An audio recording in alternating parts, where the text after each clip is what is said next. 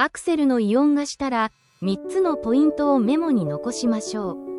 修理前に異音が聞こえなくなるケースがあるため、記録に残しましょう。複数の業者へ見積もりを取り、料金や条件を比較しましょう。修理工場へ直接依頼することで、費用を安く抑えられる場合もあります。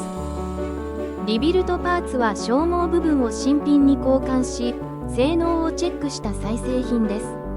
価格は新品の3分の1から5分の1が相場です。依頼先へ相談してみましょう。